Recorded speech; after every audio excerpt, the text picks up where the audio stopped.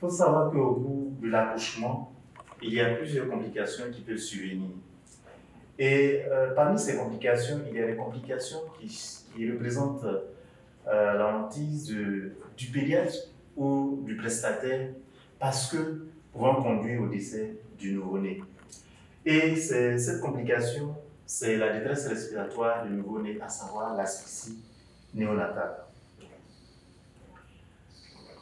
Il faut dire que le concept aider le bébé à respirer, c'est parce que le bébé qui naît avant la naissance, on écoutait les bruits du cœur fœtal, c'est-à-dire les BDC, mais on n'écoutait pas la fréquence respiratoire parce que le bébé qui dans le ventre ne respirait pas. Et après la naissance, il faut que ce bébé-là, aussi rapidement que possible, puisse reprendre la respiration et adapter sa respiration et le rythme cardio-circulatoire pour qu'il puisse survivre. Le cours aura comme objectif général d'offrir des soins d'urgence à un bébé qui présente une détresse respiratoire. L'objectif spécifique, il y a deux, c'est pouvoir réanimer un nouveau-né en salle de naissance et aussi maîtriser les différentes étapes des gestes pour la réanimation. Dans le contexte, il faut dire que la mortalité néonatale, elle est élevée en Europe, dans les pays développés comme dans les pays en voie de développement. Et ici, les causes néonatales représentent 40% des décès néonatals. Toujours dans le contexte, il faut dire que plusieurs enfants décèdent dans les premiers mois de vie ou de 0 à 5 ans. Et parmi ces décès, il y a plus de la moitié qui vont mourir au stade néonatal, c'est-à-dire de 0 à 1 mois de vie. Les décès surviennent, comme je le disais tout à l'heure, dans les pays développés comme dans les pays en voie de développement. Et dans les pays développés, 1% seulement des décès surviennent au stade néonatal. Mais dans les pays en voie de développement, plus de 99% des décès vont survenir au cours de la période néonatale, à savoir les premiers mois de vie de l'enfant. Et ces causes sont dominées le plus souvent par la prématurité et aussi les incidents qui vont survenir juste après l'accouchement, à savoir la prématurité à 35% et les incidents qui vont survenir juste après l'accouchement qui représentent 24%. D'où l'intérêt de maîtriser les différents gestes nécessaires pour pouvoir prendre en charge un enfant qui naît et qui présente une complication, à savoir une détresse respiratoire. Et parmi tous ces enfants qui auront besoin de gestes simples, 1% seulement auront besoin d'une réanimation poussée pour pouvoir adapter leur respiration et pouvoir survivre. Il faut dire qu'il y a des situations qui peuvent survenir et qui peuvent agir sur cet enfant et qui aussi proviennent de la maman comme du bébé ou au moment de la naissance. Sur la maman, une maman qui est âgée, qui est multipare âgée ou une maman qui est primipare âgée, à savoir sa première grossesse au-delà de 35 ans, soit voire 40 ans, ou une maman qui est jeune, qui est primipare jeune, ou souvent il y a des mamans qui sont multipares jeunes, à savoir des mamans à 18 ans, à 19 ans, j'en ai 2 ou 3 enfants, peuvent aussi agir sur cet enfant. Il y a des obstacles au niveau du col, à savoir le placenta prévia, les ruptures prématurées des membranes de plus de 12 heures de temps qui vont faire que le germe va migrer du niveau vaginal juste à l'enfant et vont entraîner une infection. Il y a les choriamnionites, à savoir l'infection de liquide amniotique. La maman qui présente une hypertension artérielle non maîtrisée qui va présenter une éclampsie ou une préclampsie au cours de l'accouchement. Et aussi, vous pensez que les mamans qui vont prendre des médicaments, des ocytocides, c'est-à-dire naturels, ou en salle d'accouchement, le prestataire qui va administrer des médicaments à contre-temps qui ne vont pas respecter les règles peuvent aussi agir sur la respiration de l'enfant parce que ça va accélérer l'accouchement et cela va entraîner une détresse respiratoire. Un diabète équilibré Les antécédents de mortalité, c'est-à-dire une mère qui a déjà fait 2 ou 3 enfants qui ont décédé, soit par avortement ou bien juste après l'accouchement, le stress va faire que cette mère-là peut faire un enfant qui va présenter une détresse respiratoire et aussi l'incompatibilité rhésus qui va agir aussi sur cet enfant. Au niveau de l'enfant, il y a la prématurité, comme je viens de le dire. L'enfant qui naît, qui n'est pas un âge gestationnel, qui, pour pouvoir s'adapter à l'environnement extérieur, peut présenter une détresse respiratoire. Les retards de croissance intra-utérin, un enfant qui naît à terme mais à un petit poids de naissance. Le tableau d'Anasac, c'est-à-dire un enfant qui naît avec une infiltration, aussi va entraîner une détresse respiratoire. Les malformations, on peut avoir des malformations au niveau cardiaque, des malformations au niveau du tube digestif, on peut avoir des malformations qui peuvent aussi entraîner une détresse respiratoire de l'enfant. Les grossesses multiples, les jumeaux, les triplés, les quadruplés, qui vont agir sur ces enfants-là parce que ne tombent pas dans des conditions pouvant accoucher de façon rapide et qui seront échelonnés, d'où cet enfant qui va naître soit après le deuxième ou troisième peut présenter une détresse respiratoire. La post-maturité, une grossesse qui va jusqu'à 42 voire 43 semaines d'aménorrhée, cet enfant-là peut soit décéder avant la naissance ou à la naissance présenter une détresse respiratoire. Les oligoamnios et les hydramnios, c'est-à-dire un liquide amniotique qui est insuffisant pour cet enfant ou aussi beaucoup, qui va entraîner ou agir sur cet enfant-là.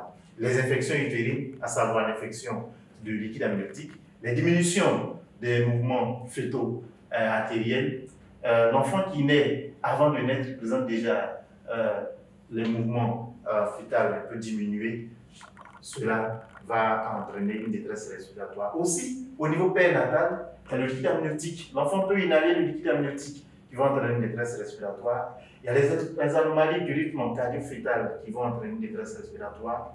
La procédure du cordon, le cordon qui va venir se placer devant la présentation, comprimé, qui va empêcher ou bien qui va interrompre les échanges entre la maman et l'enfant, peut présenter aussi un risque de détresse respiratoire.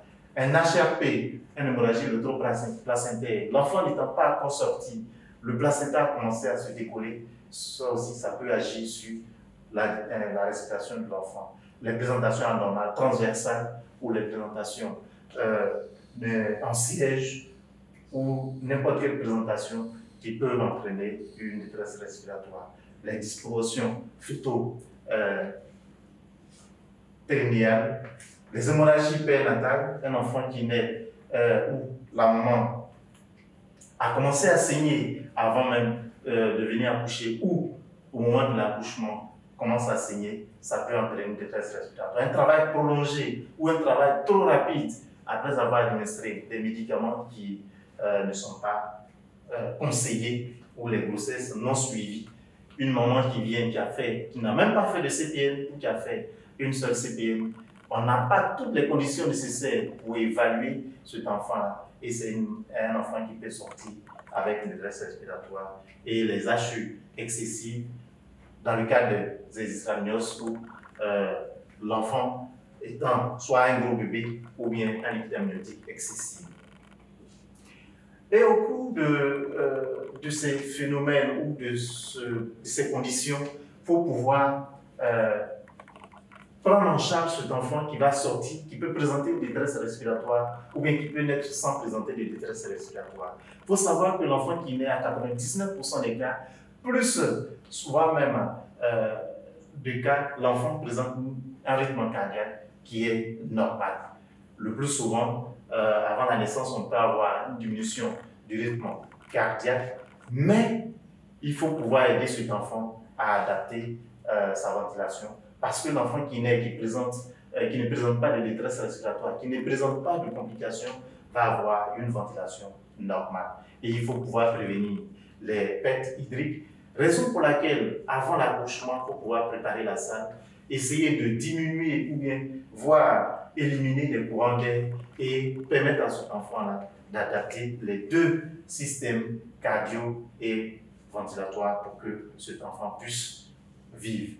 Si nous n'avons pas pu maîtriser ces étapes, nous allons conduire cet enfant-là à un système d'hypoxie ou bien voir une détresse respiratoire péri ou bien périnatale qui va entraîner la mort de cet enfant. Avant l'accouchement, vous savez que pour aller faire un travail, pour aller poser un acte, il faut toujours se préparer. Il faut toujours maîtriser l'environnement. Il faut toujours maîtriser les conditions et aussi avoir un objectif pour pouvoir faire ou bien appliquer ce travail. Donc, préparer l'accouchement. Préparer l'accouchement, c'est de préparer la salle d'accouchement. Essayer d'éviter les courants d'air. Essayer de diminuer les conditions d'accès qui vont entraîner une infection de cet enfant en essayant de se laver les mains, de préparer le matériel pour accueillir cet enfant. Et aussi, souvent, en salle d'accouchement, on a des climatiseurs, on a des éléments qui peuvent agir sur cet enfant-là. Soit si on ne peut pas arrêter la climatisation, il faut augmenter le degré pour que cet enfant puisse sortir dans un environnement qui peut l'aider à pouvoir garder sa température et aussi laver les mains pour ne pas qu'on puisse donner une infection à cet enfant-là. Et aussi, ce qui est nécessaire, c'est qu'il faut pouvoir préparer le matériel parce que cet enfant qui va naître, même si on a l'impression que tout va bien, l'enfant peut présenter une détresse respiratoire. Donc, avoir à l'esprit que le matériel que nous allons utiliser, le matériel que nous allons prendre pour accueillir cet enfant, soit en bon état et bien disposé pour les utiliser à temps. Comme je l'avais dit, il faut préparer la salle, il faut préparer l'environnement, il faut vous-même se préparer pour pouvoir accueillir cet enfant qui va naître dans un environnement qui ne maîtrise pas, mais que nous-mêmes nous maîtrisons et que nous pouvons agir sur ces éléments extérieurs pour pouvoir permettre à cet enfant de vivre. On peut avoir des éléments pour pouvoir garder cet enfant au chaud, à savoir disposer d'un coin de nouveau-né avec du matériel nécessaire qu'on va disposer, à savoir notre pingouin qu'on peut avoir, c'est le dispositif d'aspiration. On peut avoir notre masque à ventiler, le sac masque à ventiler. On peut avoir nos attaches pour pouvoir attacher le cordon, le ciseau pour couper, aussi le stéthoscope pour pouvoir écouter les bruits du cœur de l'enfant aussi, la respiration de l'enfant. À bien aménager, garder au chaud pour que cet enfant qui vient puisse bénéficier d'un environnement qui permet de pouvoir garder sa température intacte. Et aussi, à défaut, si les conditions sont favorables, on peut avoir une lampe chauffante, on peut le disposer, mais d'avance, le mettre en marche 15 minutes avant pour que l'enfant puisse être accueilli et gardé au chaud. Le matériel qu'on va utiliser, savoir le paille, les habits, il faut les réchauffer avant que cet enfant puisse sortir. Ici, je vous montre un peu la technique de lavage des mains. Selon l'OMS, il y a 10 étapes. Et à la 11e étape, qu'on le qualifie souvent de fin, il faut sécher ses mains. Ici, je ne vais pas passer en revue ces différentes étapes. Il faut savoir qu'il faut respecter ces différentes étapes pour bien asepsier votre main avant même de porter les gants, parce que si les mains sont souillées, les gants qu'on va porter, on va les souiller et c'est un enfant qu'on va exposer aux infections à la sortie. Cet enfant qui est fragile, si on lui a causé une infection, c'est un enfant qui va faire une septicémie grave et qui peut mourir, même si on a adapté sa respiration. Même si on a permis à cet enfant-là de pouvoir respirer, on peut aussi causer la mort en lui donnant une infection. Ici, je présente un peu le matériel, mais avoir à l'esprit que ce matériel-là, on peut le disposer, on peut les avoir en totalité, mais s'adapter aux conditions pour ne pas qu'on dise « je n'ai pas de serviettes », mais on peut avoir les pailles de moment qu'on peut prendre pour réchauffer cet enfant-là. On peut avoir aussi des poneys pour pouvoir couvrir la tête du bébé. À défaut, on peut prendre le pagne pour bien couvrir la tête de l'enfant pour que l'enfant ne puisse pas perdre la température et mourir. Parce que la température, la respiration, c'est des éléments qui peuvent causer la mort à l'enfant. L'enfant qui vient de sortir, qu'est-ce qu'il faut faire? Il faut se poser 3 types de questions. Est-ce que cet enfant qui est né est à terme? Oui, si je dis cet enfant est à terme. Est-ce que cet enfant, il a crié, il a respiré? Oui, il a crié, il a respiré. Est-ce que cet enfant a un bon tonus? Si on a pu répondre à ces 3 types de questions, on dit que cet enfant-là, il va bien. On va poser des petits gestes de réanimation, à savoir réchauffer cet enfant, garder cet enfant au chaud pour que l'enfant puisse adapter toujours sa respiration. Mais il faut le savoir, c'est qu'il faut souvent ne pas oublier, cet enfant qui vient de naître, il faut le mettre peau à peau avec sa maman. La température de la maman va permettre d'adapter la température du bébé qui vient de naître et le garder au chaud. C'est pas le pot à pot, c'est pas pain sur la maman, le bébé sur le pain, mais c'est le bébé sur le ventre ou la poitrine de la maman et le pain sur le bébé. Donc, garder le bébé au chaud, la technique pot à pot est une technique meilleure. Il faut savoir qu'à la naissance, on peut côté la garde. La garde reste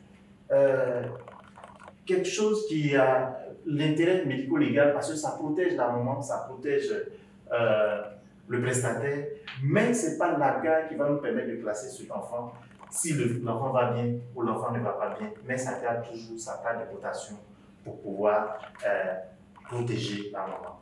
Et si le bébé va bien, on va le surveiller parce qu'il a une température, une respiration et un tonus normal. Ici, je vous présente le plan d'action. Il faut avoir à l'esprit qu'on a eu notre plan d'action et ces 3 types de questions, il faut les poser pour chaque type d'enfant qui va sortir. Cet enfant que je viens de faire accoucher, est-ce que cet enfant, il respire? Est-ce qu'il a crié? Ça fait une question. Est-ce que cet enfant, il est à terme? Ça fait une question.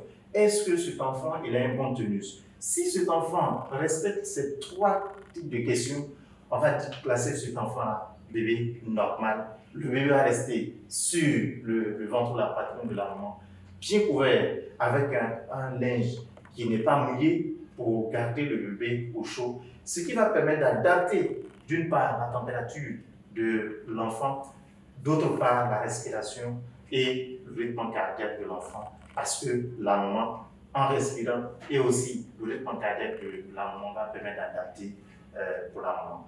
Donc si on a pu répondre à ces 3 questions par un oui, le bébé va bien. On va aller plus loin, on va voir dans quel cadre il faut pouvoir réanimer, il ne faut pas pouvoir réanimer cet enfant. L'enfant qui naît, on va l'évaluer. Est-ce que l'enfant, il a crié, il a respiré et il a terme? Si le bébé, il a crié, il a respiré, on a répondu aux 3 questions, on va le placer bébé normal. Si le bébé qui sort, il est flasque, il est cyanosé, il n'a pas crié, il n'a pas respiré, il n'a pas un bon tonus, même si le bébé est né à terme, c'est qu'il y a un souci. Là, il faut pouvoir poser les gestes justes pour pouvoir permettre à cet enfant-là de vivre. Donc, l'évaluation va nous permettre de placer cet enfant. Donc, je vous disais, un bébé qui va bien, qui respire, qui a un bon tonus, qui est bien posé, on va le garder sur la maman. On va couper le cordon 1 à 3 minutes après, laisser le cordon sur la moelle pour permettre à cet enfant-là de recevoir les dernières réserves de fer qui vont passer de la maman à l'enfant pour que l'enfant puisse constituer les dernières réserves de fer. L'enfant qui naît, on va poser nos 3 questions. On revient toujours, on pose nos 3 conditions. Est-ce que le bébé, il est à terme? Est-ce que le bébé, il a crié? Est-ce que le bébé, il a un bon tonus? Si tout est respecté, on va garder le bébé sur la maman, on va couper le cordon et on va laisser le bébé sur la maman et faire notre délivrance de la mère. L'enfant qui naît, si on a coupé le cordon, on va revenir sur notre plan d'action. L'enfant qui naît, on va poser notre 3 questions. Il faut avoir toujours à l'esprit que ces 3 questions ne doivent pas manquer si un bébé vient au monde. On a posé nos 3 questions. Le bébé, est-ce qu'il va bien? Est-ce qu'il a respiré? Est-ce qu'il a crié? Première question. Est-ce qu'il est à terre? Deuxième question. Est-ce que le bébé a un bon tonus? Si le bébé respecte ces trois conditions, le bébé reste sur sa maman. Dans le cas contraire, si le bébé il est né à terme, il n'a pas crié, il n'a pas respiré et qu'il n'a pas un bon tonus, on va poser les gestes, les petits gestes de réanimation, à savoir stimuler le bébé. Stimuler ne veut pas dire taper le bébé. Stimuler, c'est juste faire des petits frottements au niveau du dos pour pouvoir aider cet enfant-là à reprendre la respiration.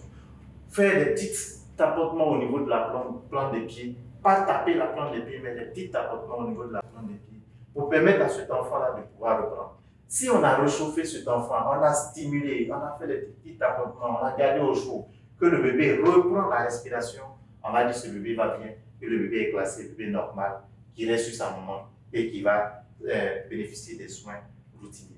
Si le bébé ne va pas bien, on va essayer de revenir sur un thème qui est très important, la minute d'or. La minute d'or, c'est la minute qui part dès la sortie du bébé jusqu'à la première minute de vie. Et au cours de cette minute d'or, le bébé qui vient de sortir doit pouvoir respirer. Le bébé doit pouvoir respirer au cours de la minute d'or. Si à la fin de la minute d'or, le bébé n'a pas respiré, il faut pouvoir réanimer cet enfant-là. Et souvent, il ne faut pas attendre la fin de la minute d'or pour pouvoir poser l'indication de réanimation. Un bébé qui sort, qu'on a réanimé, à savoir la petite simulation, tapotement au niveau de la plante des pieds, le bébé ne reprend pas, on le désobstrue. On voit qu'il n'y a pas de sérosité au niveau du carrefour aérotique, au niveau de la bouche, au niveau des narines. Il n'y a rien comme sérosité, le bébé qui ne reprend pas. Pour poser la condition et la réanimation s'impose ici parce que si on ne fait pas vite, c'est un bébé qu'on va perdre. Donc, on récapitule. Un bébé qui sort, qui ne va pas bien, on va faire des petits gestes de réanimation. Un bébé qui sort, qui va bien, il va rester sur sa maman et on va lui administrer les soins routiniers que je vais revenir dessus après. Un bébé qui sort, qu'on a stimulé, on a réanimé de façon juste, on a désobstrué avec notre pingouin, on a stimulé au niveau du dos, on a fait des petits tapotements au niveau de la plante des pieds, que le bébé ne reprend pas pour poser l'indication de réanimation dans la minute d'or ou à la fin de la minute d'or. Mais ne pas attendre la fin de la minute d'or avant de poser l'indication de réanimation. Donc, je vais y revenir. Je disais, le bébé qui sort, s'il ne va pas bien, il faut le désobstruer, il faut enlever tout ce qui est dans les narines, il faut le stimuler au niveau du dos, comme vous regardez sur l'image 2 à main droite. Désobstruer au niveau de la bouche. Si on a désobstrué, on a stimulé, on a fait des petits tapotements au niveau de la plante des pieds, que ça ne va pas, il faut poser l'indication de réanimation. Et l'indication de réanimation, je vais y revenir, mais je vais vous expliquer un peu tout ça. C'est un masque qu'on va utiliser à l'air et qui va permettre à cet enfant-là de pouvoir reprendre la respiration. Donc, la réanimation au masque se fait à l'air et non pas à l'oxygène. Et ça se fait au bout de la première minute de vie, qui est la minute d'or. Ici, je vous montre un peu les étapes. Donc, la réanimation du nouveau-né commence par les gestes simples, à savoir la stimulation au niveau du dos, les petits tapotements au niveau de la plante des pieds, et tout ça dans un environnement qui est calme. Le prestataire est calme, à se maîtrisant les différents gestes et étapes, et les choses, l'enfant doit être gardé au chaud pour ne pas aussi. On essaie de le réanimer, mais on va l'exposer au pédiatrique et qui va l'emporter aussi. Et la technique doit être sécuritaire parce que cet enfant qui est né, il est fragile et ne doit pas bénéficier du traumatisme. On va y revenir.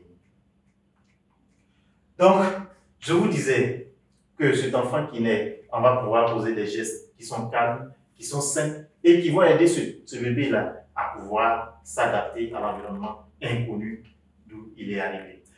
Il y a des gestes qu'il faut poser, à savoir désobstruer cet enfant, à savoir réanimer cet enfant en faisant des petits frottements au niveau du dos, des petits tapotements au niveau de la plante des pieds pour pouvoir réanimer cet enfant-là. Des gestes simples qu'il ne faut pas confondre avec des gestes qu'il ne faut pas faire. Comme on peut le dire, avant, il y a des gestes qu'on posait. Frapper le bébé, taper le bébé, mettre l'alcool sur l'enfant, faire donner un bain au bébé qui vient de naître, c'est des gestes à proscrire. Parce que secouer un enfant peut on peut faire que cet enfant va avoir une hémorragie cérébrale, à savoir une hyperpression au niveau cérébral qui va rompre un vaisseau et cet enfant va faire une hémorragie méningée. Et c'est un enfant, en essayant de le réanimer, de le sauver, on cause encore d'autres problèmes qui peuvent amener cet enfant. Frapper le bébé va augmenter aussi le rythme de saignement parce que c'est un geste brusque qui va augmenter la pression au niveau abdominal, au niveau cardiaque et cet enfant peut faire une hémorragie interne ou hémorragie méningée qui va emporter cet enfant. Si soulever cet enfant tête en bas, les pieds en l'air, si nous-mêmes nous faisons l'expérience, nous soulevons nos pieds, mettez vos pieds en l'air et votre tête en bas, vous allez recevoir une pression au niveau de la tête, au niveau de l'abdomen, et un bébé qui est si fragile, si on doit lui imposer cette condition.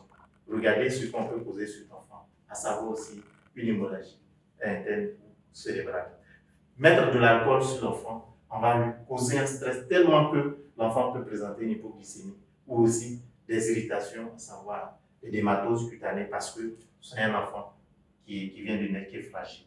Et laver cet enfant, c'est l'exposer au courant d'air, à l'eau, et cet enfant va présenter des hypoxies, des cyanoses au niveau des extrémités, et ces hypoxies-là peuvent causer la mort. Et souvent, on le fait sans le savoir. C'est un enfant qu'on va en essayant de le sauver, on entraîne la mort sur l'enfant. Les étapes de réanimation, toujours. Si le bébé ne respire pas, toujours, il faut libérer les voies respiratoires, le désobstruer, positionner bien la tête. Si on a une sonde ou bien matériel d'aspiration, autre que notre pingouin qui permet d'aspirer cet enfant, on va poser ces gestes-là en respectant certaines règles. Le plus souvent, on a tendance à aller jusqu'à l'abdomen pour aller retirer tout ce que l'enfant a dans le ventre. Ce n'est pas ça l'aspiration. Le plus souvent, on peut amener à le faire parce que l'enfant a inhalé, l'enfant a bu du liquide amniotique qui est infecté. En réanimation, on va aller retirer ce liquide-là.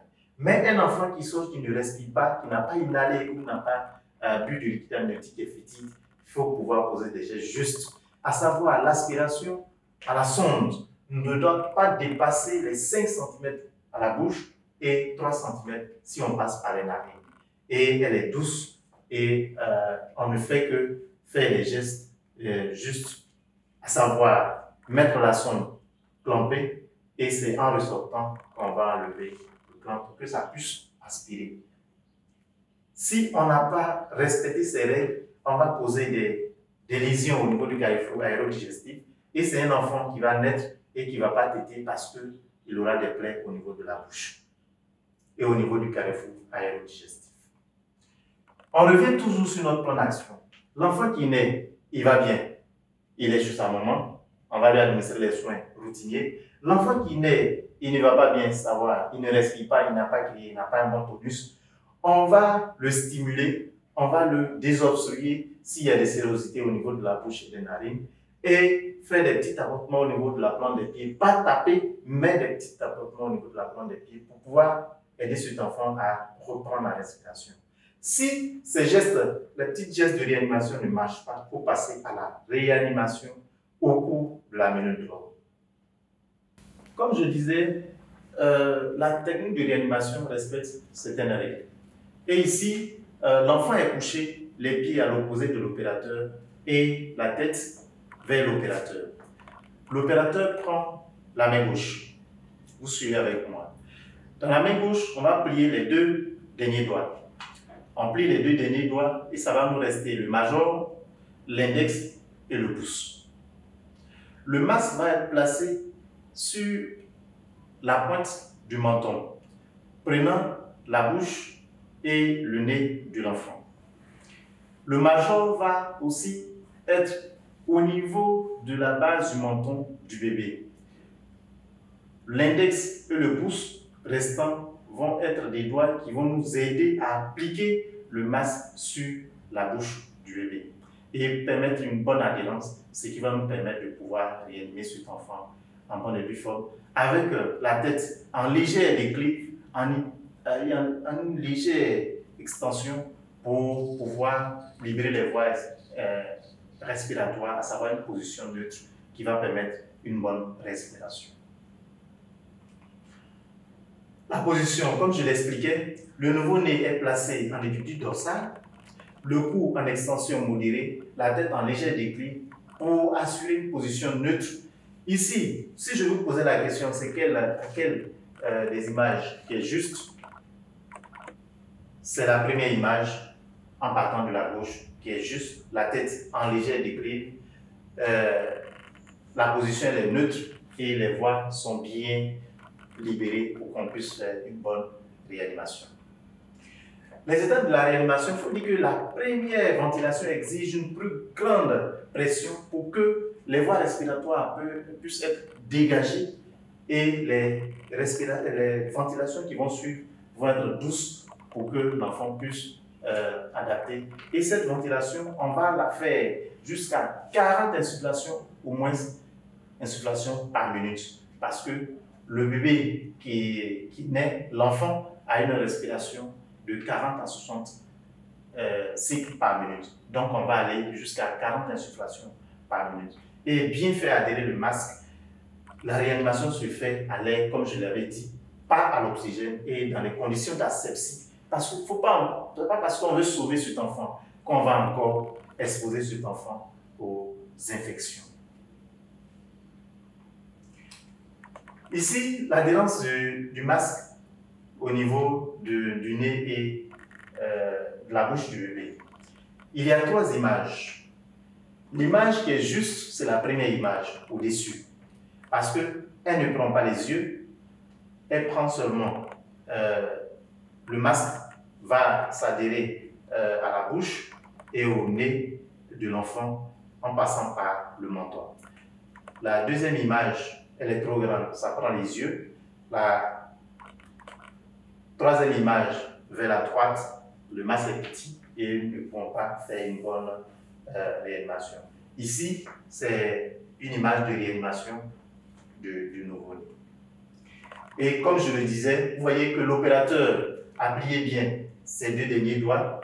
Il va rester le major, l'index et le pouce. Le major, comme je l'avais dit, va attraper la base du menton. Le masque va être placé sur le menton du bébé. Il va prendre les narines, le nez et la bouche de l'enfant et permettre une bonne adhérence pour que cet enfant puisse être bien réanimé avec une position neutre. Donc, comme je l'avais dit tantôt, la ventilation débute doucement avec la première qui exige une fosse pour pouvoir dégager les voies respiratoires va aller à environ 40 insufflations par minute.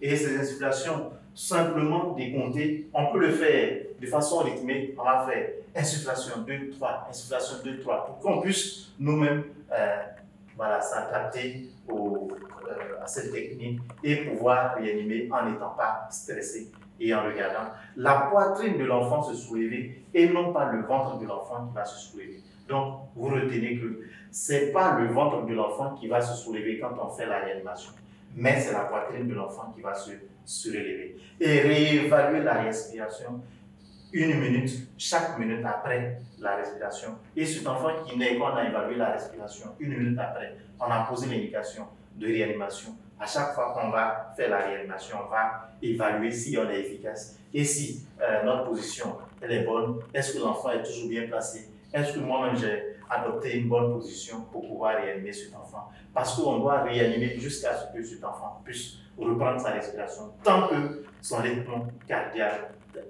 est toujours présent. Si on n'a pas réanimé jusqu'à ce que cet enfant reprenne, au bout du temps, on se lasse, c'est un enfant qu'on va laisser mourir. Et on revient sur toujours notre plan d'action, qu'il faut toujours retenir notre plan d'action. Est-ce que le bébé va bien? Si le bébé va bien, on va regarder le bébé qui va bien et on va regarder sur sa maman. Un bébé qui naît, qui ne respire pas, qui n'a pas un mentonus et qui est né à terme, on va le stimuler, le désobstruer ici à la sérosité. On va faire des petits gestes de réanimation. Si cet enfant reprend, on va le mettre sur sa maman pour continuer les gestes et les soins routiniers. Si le bébé ne respire pas et n'a pas un bon tonus, au bout de la première minute de vie, qui est la minute d'or, pour pouvoir commencer et débuter la réanimation au masque pour donner les chances à cet enfant-là de survivre. Ici, je vous présente notre plan d'action. C'est résumé comme ça. Vous voyez en vert l'enfant qui va bien, qui va être gardé sur sa maman et surveillé avec sa maman.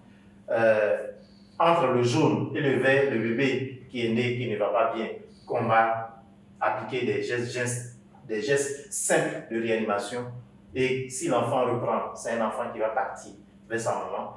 Et si ce bébé ne reprend pas après les gestes simples de réanimation, c'est un bébé qu'on va réanimer pour qu'il puisse reprendre la réanimation.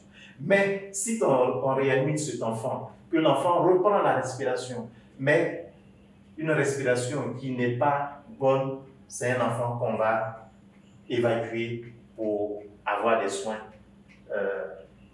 ailleurs, dans un centre de santé adapté, dans un service adapté pour pouvoir donner des chances de suivi. Mais si dans notre service, on a une unité spéciale de prise en charge des enfants, c'est cet enfant-là qu'on va envoyer en unité spéciale pour être gardé sous surveillance et réanimé pour que cet enfant puisse vivre. Donc, la ventilation que je viens de dire, si on sait que on a commencé notre ventilation, notre réanimation, qu'on est efficace, c'est un enfant qui va bien, on va regarder sur sa maman. Mais il faut avoir à l'esprit que cet enfant qu'on est en train de réanimer, c'est pour que cet enfant puisse vivre. Et toujours notre plan d'action qu'on a décortiqué pour que vous puissiez mieux comprendre les gestes et les étapes à suivre.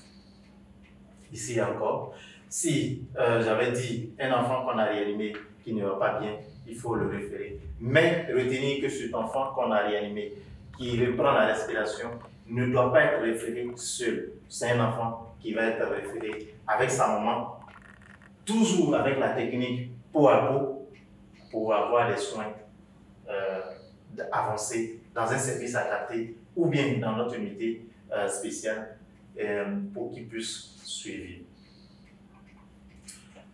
Les soins routiniers de l'enfant après réanimation ou même des soins si on n'a pas posé de geste de réanimation. Il faut vérifier la respiration toujours de l'enfant, si on a réanimé, si l'enfant a une bonne respiration, s'il reste rosé, s'il n'est pas si rosé.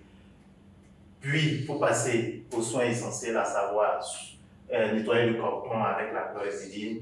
On va appliquer du gel antiseptique au niveau des yeux et on va faire la vitamine K1 pour éviter la maladie hémorragique du nouveau-né. Les vitamines K1 qui se trouvent dans le kit d'accouchement ne sont pas mis au hasard, ils sont mis pour qu'on puisse les utiliser sur les bébés et non pas les garder. Initier l'allaitement dès la stabilité de l'enfant. Un enfant qui a été réanimé doit être mis au sein s'il a une bonne respiration. Un enfant qui a été réanimé, longtemps, qui a bénéficié des soins de réanimation aussi prolongés, c'est un enfant qu'on ne va pas le mettre au sein rapidement parce qu'il peut inhaler le lait maternel. Et si cet enfant n'a pas réanimé, c'est un enfant qu'on va mettre au sein avant les premières heures de vie. L'enfant qui naît doit être au sein avant les premières heures de vie. C'est-à-dire, avant 1 heure, il faut que cet enfant commence à téter. Et ça va aider la maman à avoir un bon bloc utérin, à aussi faire la délivrance. Et aussi, cet enfant va se porter bien parce qu'il sait que sa maman a côté. Et enregistrer tous les gestes qu'on a effectués sur cet enfant. Si on a réanimé pendant 30 minutes, pendant 40 minutes, tous les médicaments qu'on a utilisés sur cet enfant-là, il faut pouvoir les enregistrer et les consigner dans le carnet ou en résumé médical pour qu'on puisse avoir à l'esprit ce qu'on a posé comme geste sur cet enfant parce que dans le futur ou bien dans l'avenir, cet enfant-là peut avoir besoin des soins pour pouvoir s'adapter parce qu'on l'a réanimé longtemps. Et un enfant qui est né avec une réanimation difficile, il faut l'adresser à un pédiatre ou un médecin spécialiste pour qu'il puisse être pris en charge. Ici, notre plan d'action qu'il ne faut jamais oublier, il faut toujours garder à l'esprit ce plan d'action-là, qu'il faut toujours consulter, il faut toujours réviser, il faut toujours avoir à l'esprit qu'il y a des gestes qu'il faut poser pour pouvoir sauver cet enfant et garder toujours la minute d'or parce que c'est dans la minute d'or que l'enfant, on va sauver cet enfant. En conclusion, il faut dire que la technique de réanimation doit débuter sans attendre. Comme je l'avais dit, pendant la minute d'or, c'est-à-dire la première minute de vie, il faut pouvoir poser l'indication de réanimation si cet enfant ne va pas bien. Et la plupart des enfants répondent à une stimulation simple, à savoir la stimulation auto, les petits apportements, un bébé qu'on va désobstruer, l'enfant va reprendre. Mais un enfant qui a besoin de ventilation, il faut le ventiler au masque. Et c'est la clé du succès, la ventilation, pas l'oxygénation. Parce que si l'enfant reprend l'oxygénation, l'enfant va prendre l'oxygène de même. Et la position de la tête et de notre position de réanimation, c'est une position qu'il faut toujours adapter. Il faut toujours garder à l'esprit que la tête doit être dans une position neutre et tout ça pour pouvoir libérer les voies respiratoires pour qu'on puisse être efficace dans la réanimation. Et appeler de l'aide si l'enfant ne va pas bien. Appeler de l'aide ne signifie pas qu'on ne connaît pas et on ne comprend pas. Appeler de l'aide, c'est pour pouvoir sauver cet enfant, pour pouvoir mettre toutes les conditions nécessaires pour que cet enfant puisse vivre et survivre et aussi avoir la chance de vivre. Je vous remercie, mais avant de finir, il faut savoir qu'il y a quelques références que je vous présente ici, que vous pouvez consulter, et ces références vont vous permettre aussi d'avoir d'autres éléments comme informations complémentaires pour pouvoir mieux comprendre le cours que je viens de faire. Je vous remercie.